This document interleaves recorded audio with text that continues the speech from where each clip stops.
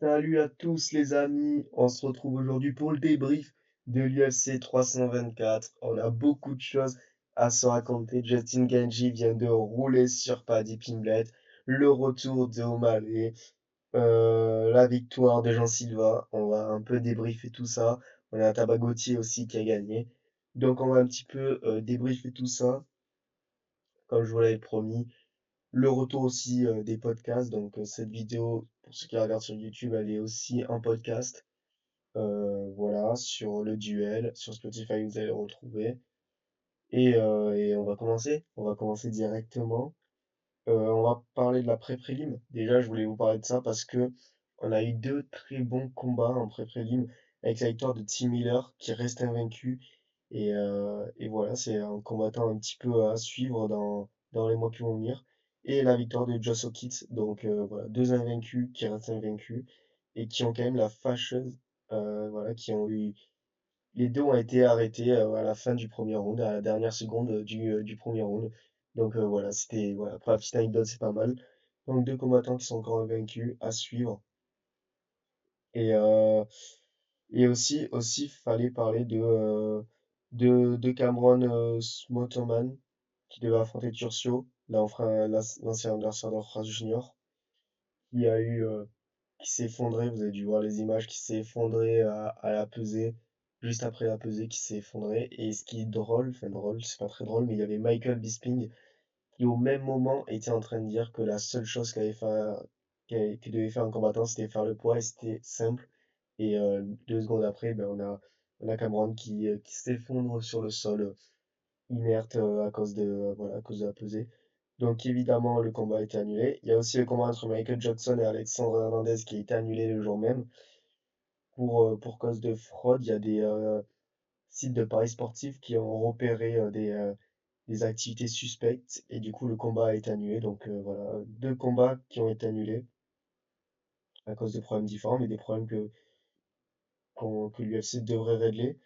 Euh, Peut-être que je ferai un podcast ou une vidéo dédié au cas du poids, où l'UFC devrait prendre un exemple sur peut-être le One Championship, qui ont pas ce problème-là parce qu'ils ont une manière un peu différente de calculer le poids avec un délire sur le taux d'eau qui te reste dans ton corps, bref.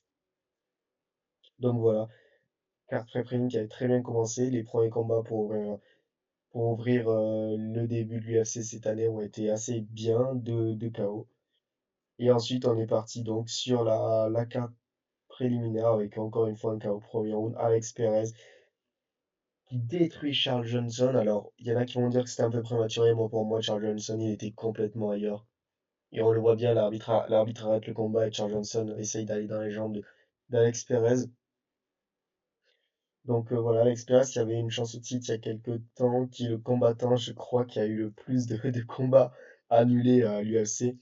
Il y a eu un délire pendant un an, si je me rappelle bien, pendant un an, il a eu genre 7 ou 8 combats annulés, c'est un délire comme ça. Et là, il revient enfin. On va aller voir son apologie parce que je sais plus exactement, mais il y avait un délire comme ça, je m'en souviens avec lui. Lui, il avait pas ses deux derniers combats d'ailleurs contre Alonso Taira en 2024. Là, il revient. Belle victoire face à Johnson. Il avait raté le poids. Attention, il y en a un peu plus aussi, on va en parler, qui a raté le poids. Et on a eu pas mal de problèmes sur les pesées. Voilà, un qui s'effondre à peser, deux qui rate le poids. Donc, assez spécial. Ouais, c'est là. C'est là. Donc, entre sa défaite à l'époque pour le titre, quand il affronte Figueiredo, pour le titre à l'époque où il perd par soumission, il va, il perd donc en 2020, en novembre 2020. Il doit affronter Matchel 3 fois. Le combat ne se fait pas. Askarov une fois, Askarov 2 fois, Matchel une quatrième fois. Après, il combat Alex Mantora où il se fait soumettre au premier round.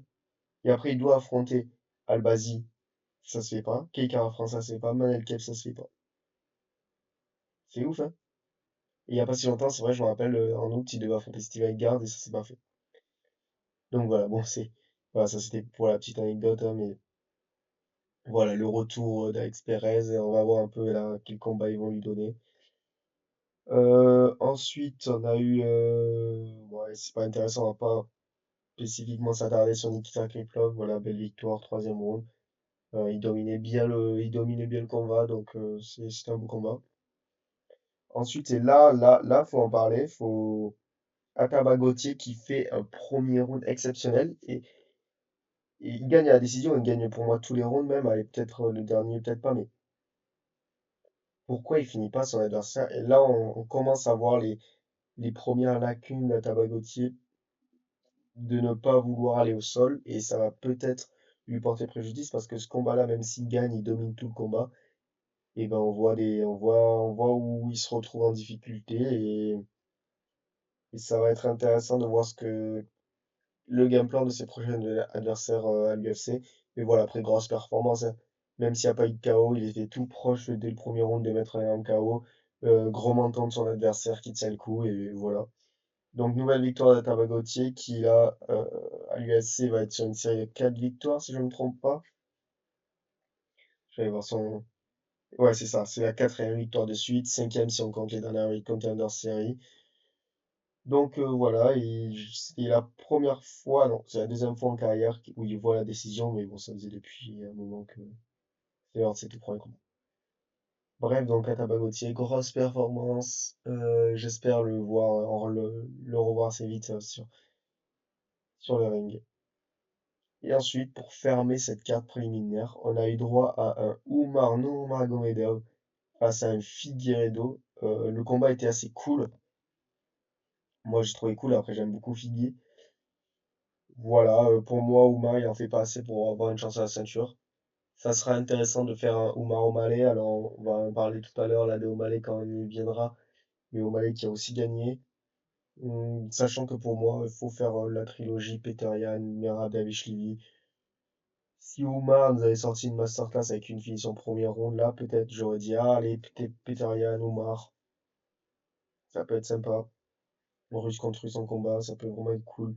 Mais non, pour moi, il en a pas fait assez.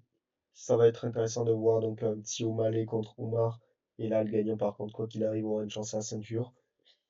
Voilà, Figgy sur la fin, mais j'ai pas spécialement été impressionné par Omar. Vraiment pas. Donc, pas de chance au titre, selon moi. Un combat, une demi-finale contre O'Malley, ça a du sens, sincèrement. Donc après, le combat de Umar et de Figueiredo. D'ailleurs, Figueiredo, je sais pas spécialement ce que l'UFC va lui réserver, mais à mon avis, là, maintenant, il va prendre que les combats bourbiers.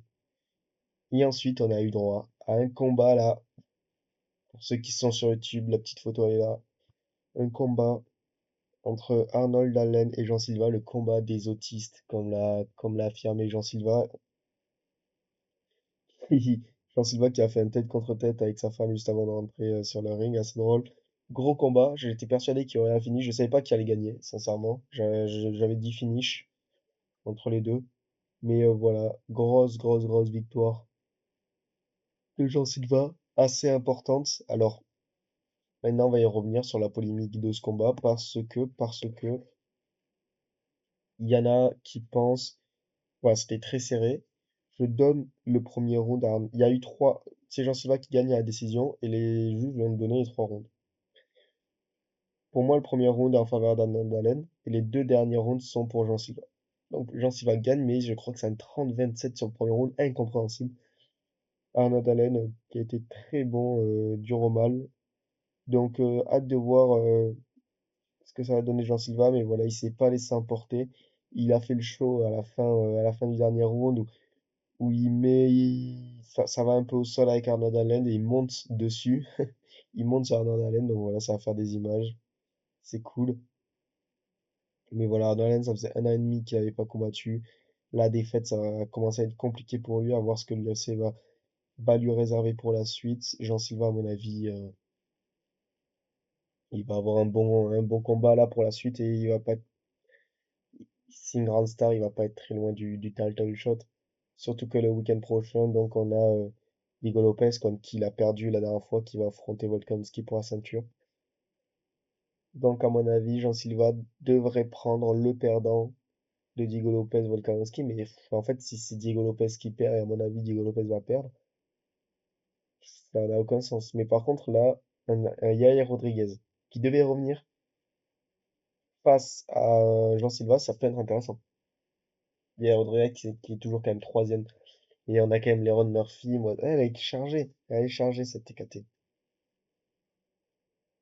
Elle est chargée, je pense que Jean Silva, parce que là, normalement, à mon avis, ce qui va se passer, c'est Leron Murphy qui va affronter Mozvar Evloev. Peut-être que ça a même été déjà annoncé. Le gagnant aura un title shot. Donc, soit Jean Silva prend Yair Rodriguez, il y a plusieurs choix qui s'offrent à lui. Soit il prend Yair Rodriguez, soit il prend Volkanovski si Volkanovski perd, soit il prend le perdant de Mozvar Evloev contre Leron Murphy. Mais à mon avis, l'UFC va pas lui proposer un bourbier comme ça. Donc à voir, c'est vrai que l'hypothèse Yair Rodriguez, elle me plaît bien. Et voilà.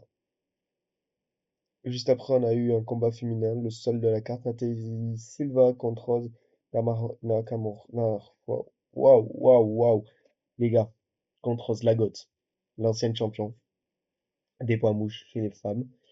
Nathalie Silva, je la voyais pas gagner. Elle a réussi à gagner à décision. Je pense qu'elle en a pas fait assez pour passer devant Manon Fiorot. Après, on sait que la KT est un peu bloquée, donc je voyais qu'il y en avait qui disaient que ah, c'est bon, elle a gagné, elle va avoir le title shot et Manon, elle va passer devant Manon. Non, elle n'a pas fait assez. Manon a réussi à KO Blanchfield la dernière fois, donc elle va pouvoir aller avoir le title shot. Moi, il y a aussi l'hypothèse où l'UFC, il faut affronter Nathalie Silva et Fiorot.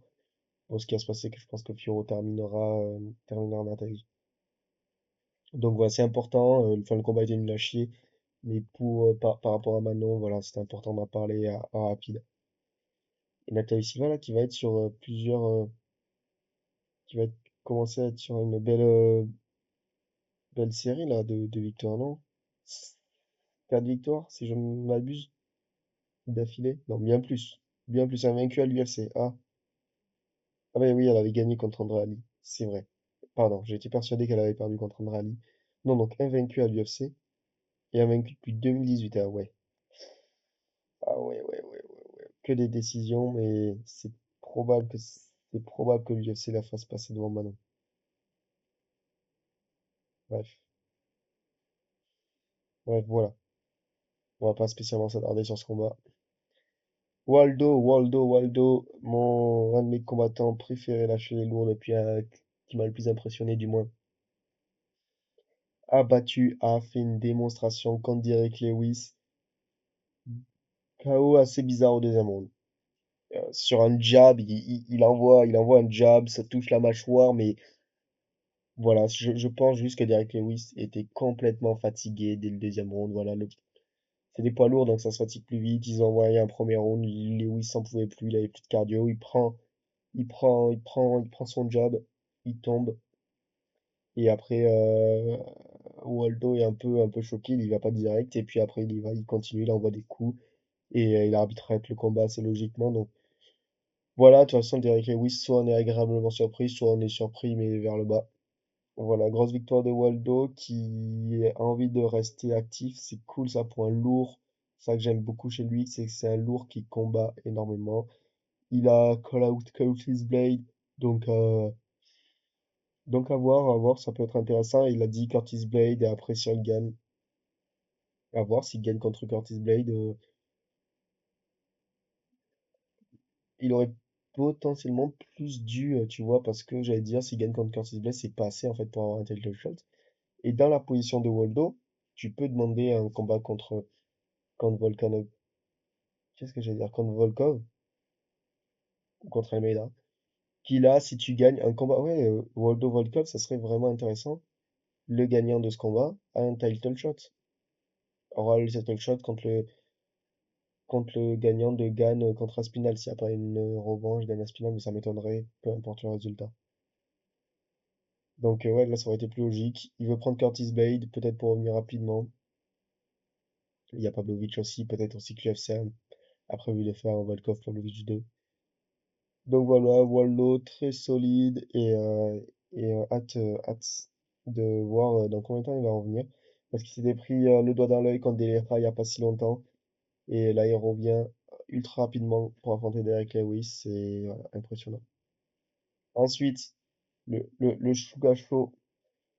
Sean O'Malley qui a affronté Song Yadong et qui renoue à la victoire après 2 ans ou un an et demi, mais après deux défaites d'affilée contre Merab Dvalishvili, donc l'ancien champion qui arrive à récupérer une belle victoire face à Yadong, assez logique, voilà, il a dominé de bout en bout. Je pense que Merab a commencé à le fait douter un petit peu, l'a fait douter sur son réel niveau. Maintenant, ça reste un très bon combattant qui a 19 victoires en carrière, que 3 défaites, dont 2 face à Merab, une face à Marlon Vera. Voilà, bon, c'était Marlon Vera à l'époque, alors rien enlevé à la victoire de Marlon Vera a très bien gagné, mais voilà, c'était il y a longtemps. Et en plus, depuis, il a pris sa vengeance. Comme j'ai dit, même lui, il en a pas fait assez pour avoir un title shot, mais de toute façon, les fans, ce qu'ils veulent voir, c'est Peter Yan contre Dvalishvili 2. Le O'Malley me semble assez logique pour qu'ils aient un combat à ceinture juste après. Voilà, mais voilà, il y a la Maison Blanche qui arrive. Peter Yan ne sera pas à la Maison Blanche, donc à voir un peu aussi là-dessus comment ça va se passer. Il n'y a pas énormément de choses à dire. Je pense que tout le monde s'attendait à qu'il y ait une victoire d'O'Malley. Je m'attendais à un finish, il n'y en a pas eu. Mais voilà, victoire assez propre. C'est cool pour lui là de pouvoir renouer à la victoire parce que exactement cette dernière victoire, c'était quand plutôt parce que c'était forcément contre Marlon Vera. C'était en mars 2024. Et c'était sur la même carte que BSD Poirier, non? Ah, vous voyez là, je suis peut-être en train de me dire ça. Est-ce que c'était pas sur la même carte que BSD Poirier? Vous me direz en commentaire. Et entre-temps, il y a eu donc la victoire à décision de Merab et après la soumission de Merab. Donc voilà, voilà, il renoue avec la victoire, c'est sympa, on est content pour lui. Et à voir ce que l'UFC va lui réserver.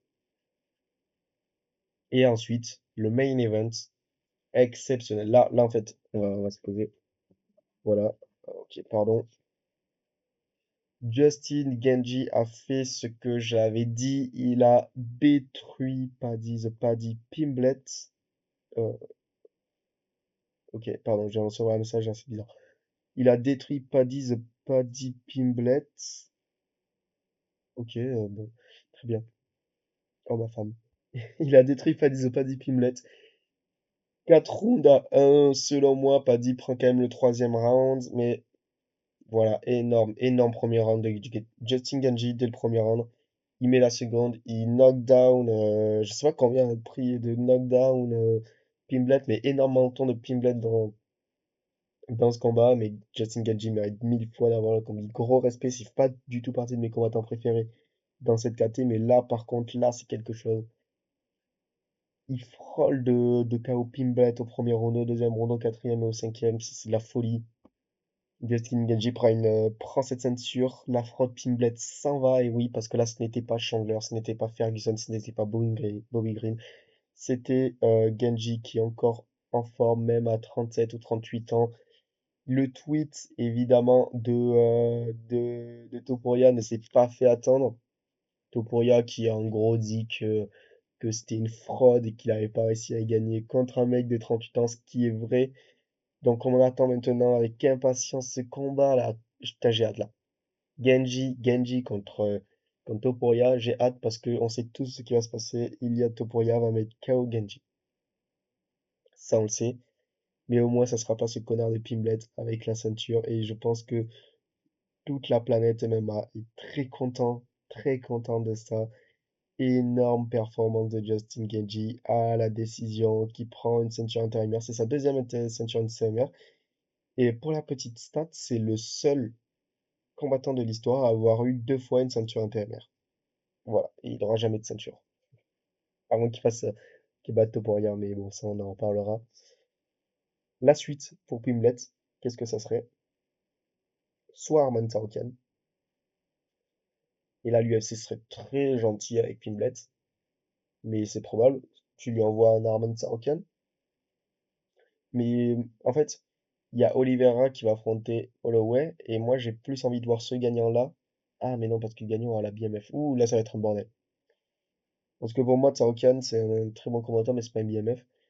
Et d'un autre côté, il y a un petit Topper BSD, ça aussi, parce que si Benoît gagne, soit à Pimblet, on lui envoie Benoît, admettons que Benoît gagne, ça on lui envoie Benoît, ça on lui envoie Arman. Mais en fait, ce qui serait logique, dans une logique sportive, mais l'UFC c'est pas toujours logique, il y aura forcément Genji Topuria. Ok? Moi, je vois bien finalement Arman Tsarukyan qui va affronter Pimblet et Benoît Saint-Denis s'il gagne, qui affronte le gagnant entre Oliveira et Max Holloway pour la BMF. Et là, par contre, et là, en fait, ça serait, putain, et ça va bloquer toute la KT parce que forcément, le gagnant, enfin non, si c'est Pimblet, non, mais c'est Arman qui va gagner. Si le Arman gagne contre Pimblet, il méritera d'avoir la chance pour la ceinture. Mais si d'un autre côté BSD gagne contre, je pense que Holloway gagnera face à Oliveira, mais si BSD gagne la BMF juste après Dan Hooker,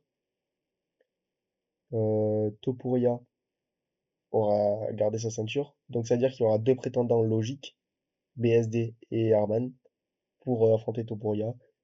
Je pense que l'UFC fera le choix de mettre quand même Arman et dans tous les cas là ça va être le dernier combat de Genji